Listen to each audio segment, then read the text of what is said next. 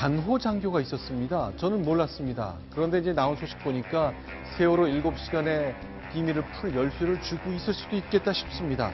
하나씩 얘기를 좀 해보겠습니다. 자, 양절 변호사님. 예.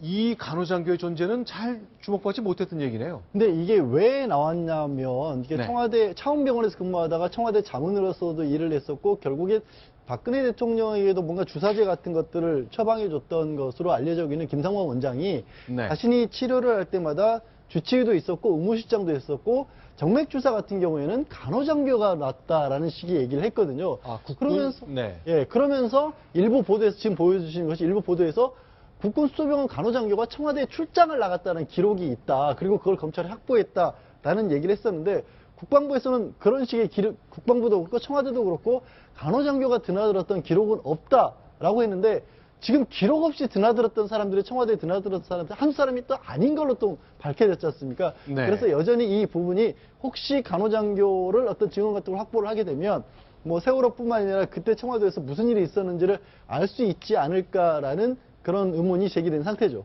자, 현재 그럼 이 간호장교가 한국에 있는지, 이제 미국 연수 중이라 그러거든요. 뭐 아직 100% 확실하게 정해진 것도 아닌 것 같네요. 국방부는 지금 그 간호장교가 한미 군사 연수 관계로 텍사스주에 있는 군 의무학교에서 연수 중이라고 밝히고 있습니다. 그래서 내년 네. 2월 귀국이라고 하는데 오늘 새롭게 또 안민석 의원께서는 네. 그 연수 중이 아니라 국내에 잇따른 새로운 또 의혹을 제기하고 나서서요. 그 간호장교의 그 소재가 굉장히 핫한 이슈로 등장하고 있습니다. 자, 그러니까 간호장교 한 명이 있습니다.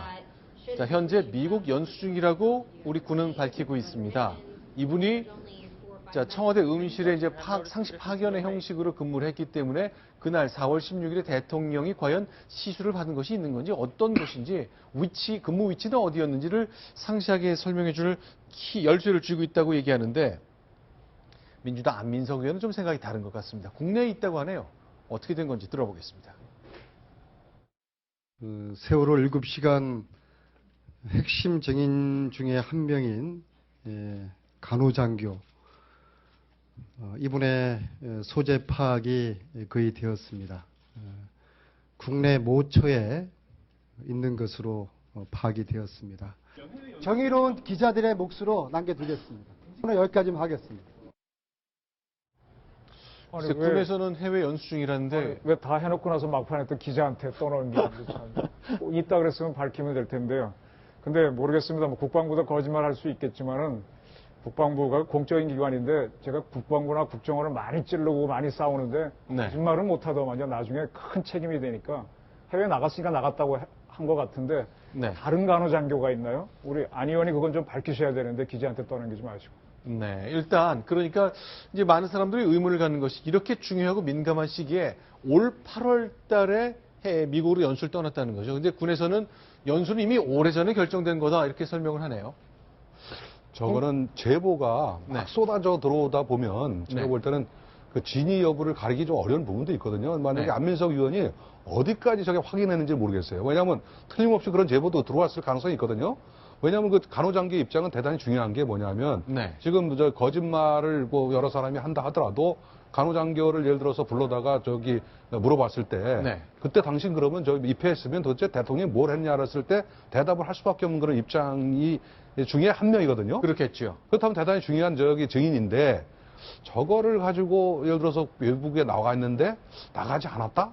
네. 라고 국방부에서 하기는 조금 부담이 있지 않겠나? 그래서 그렇다면 왜 이런 일이 벌어졌지 고민을 해다 보면은 역시 제보 중에 예를 들어 걸러지지 않은 그런 제보도 있을 수 있겠다. 네. 그런 생각이 있습니다.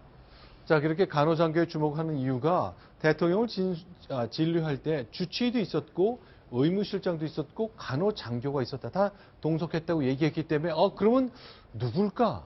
그렇죠. 그렇죠? 근데 참 저는 이 관계된 의사분들이 참 많이 이름들이 나오고 있는데 네. 예를 들어 대표적으로 저분에 대해서 얘기한 게 서찬석 전 주치의죠. 주치의 같은 경우에는 본인은 직접적으로 관여를 안 하고 나중에 보고만 받았다.